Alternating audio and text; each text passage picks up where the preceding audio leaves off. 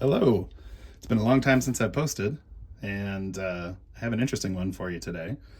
So recently I got this Chinese made, it's I guess supposed to be an OM-28, or at least that's what it says here in the neck block, but it doesn't really have the appointment of an OM-28 because they don't have bound fingerboards, and I don't think there's an Eric Clapton model. But anyway, I got to playing it. It sounded pretty good. It actually sounded better to me than a lot of the small body kind of triple out clones that I've played from like Recording King or brands like that. Not as good as a Blue Ridge, but you know, pretty decent. But I can't help but tinker, and I couldn't resist the curiosity of wondering, how is this thing made? What are the materials it's made with? I've seen some of the factory videos on YouTube, and those tell you a little bit about how they're put together, but I couldn't resist the curiosity of just figuring it out for myself. So I spent the last couple days investigating this thing, kind of tearing it apart, and I wanted to show you what I've found. So first off, the biggest thing that surprised me was the neck. It's put together with a dovetail joint. I did not see that coming. I figured it would probably be some kind of simple mortise and tenon or something like that. But no, it's a dovetail joint, and as you can see, it's a pretty clean one, actually. It's pretty well fitted. There's that big gap there at the bottom, so that's obviously not as good as it could be, but not too bad. There's a pretty significant space here. They haven't really filled it with glue, surprisingly, and one thing I found about these that kind of surprised me is they don't seem to be put together with really tough, impenetrable glues the way that you kind of hear about a lot of Asian import guitars being made. It seems like everything I've deconstructed on this was pretty easy to get apart. Obviously, the neck came apart with a saw. I wasn't sure where the dovetail joint was going to be under the fingerboard, so no idea where to drill. But if you really do want to know, I would say, let's take a look here. It'd be just a little bit forward. Let's see. Yeah, it's somewhere between the 15th and 16th frets, I think, if I'm counting that right. So not impossible probably to steam off or to take off with a heat stick or something like that. I don't know what situation you would be in that you'd want to do that, but if you wanted to, you probably could.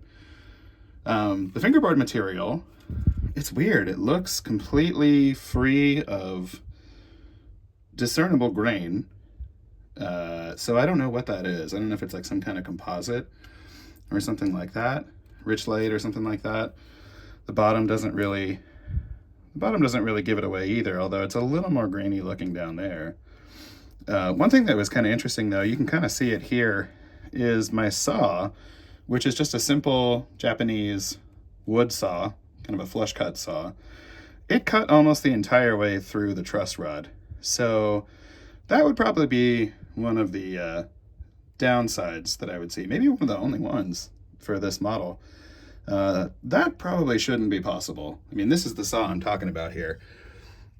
Maybe people who have a better understanding of woodworking and the tools involved would know better, but I feel like you shouldn't be able to cut through a substantial truss rod with that.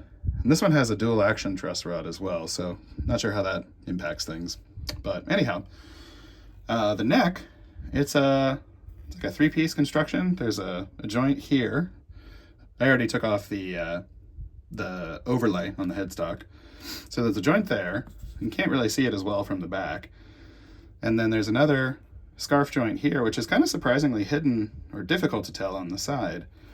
And then over here at the heel, there's another one. It's a little harder to see, but you can kind of get a better view of it this way.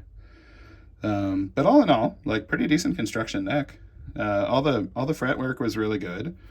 The binding is pretty nice. Nothing to complain about. And when I got this guitar, I bought it on eBay as a open box. It had been shipped to the US and then returned, so it was sitting in a warehouse somewhere here. And so they sold it to me for like $185 or so.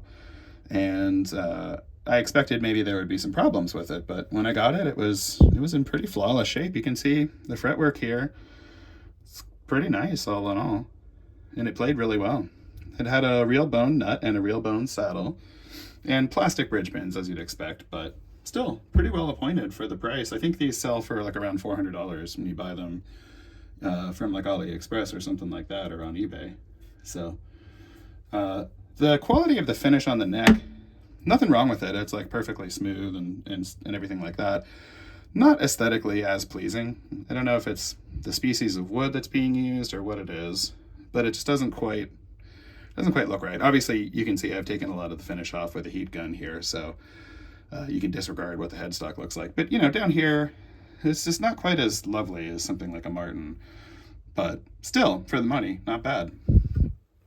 Here at the body, one thing I found that I was a little bit surprised about was all of the binding.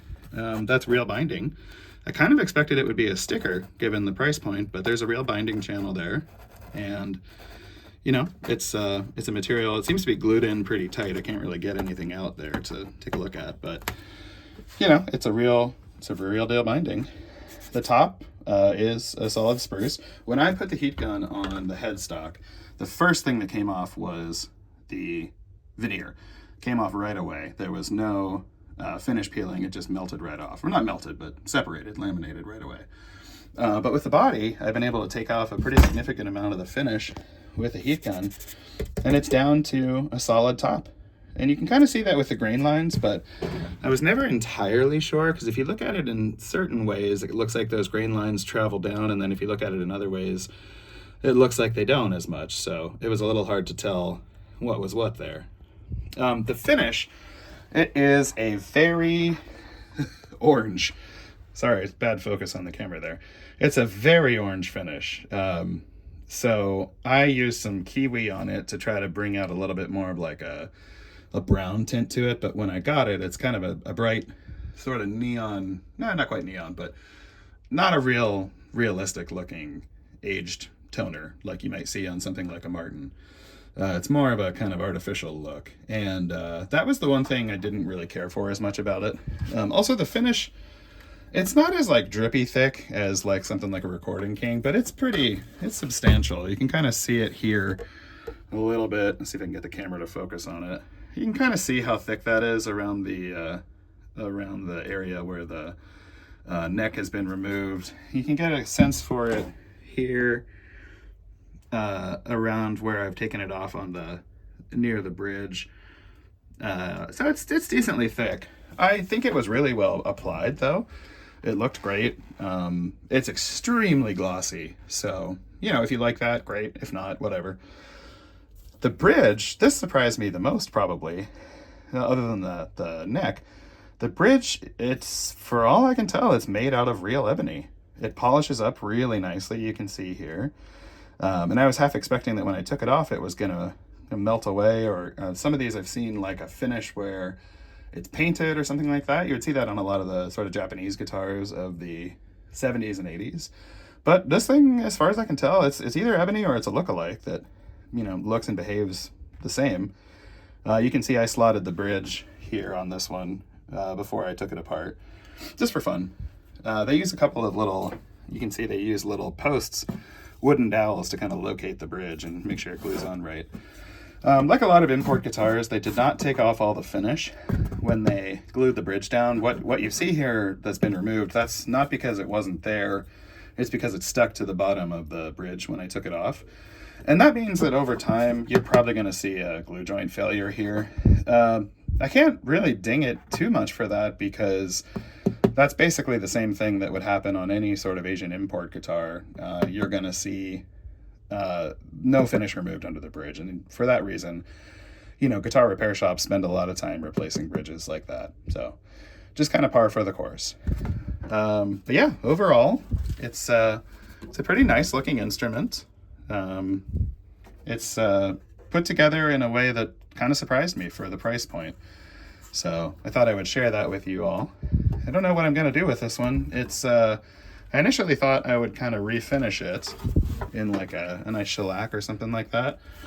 But with this truss rod cut through the way it is, I'm not totally sure what I'm going to do. It might not be worth the effort at this point. So let me know in the comments if you want to see me take it apart even further and take a look at the bracing and stuff like that. One thing I have seen by looking at a mirror inside here is, oh, just knocked something over, is that the bridge plate is quite chewed up in there. And I think that's because when they drilled the holes for the bridge, they didn't put a backing plate in there to stop the drill from kind of chewing up the bridge plate, which is very, very thin. So, you know, not great, but it's not the worst thing. Something that if you were being really conscientious, you might want to look at and possibly like put a patch on or something like that. Anyway, hope you all enjoy this. Have a good day.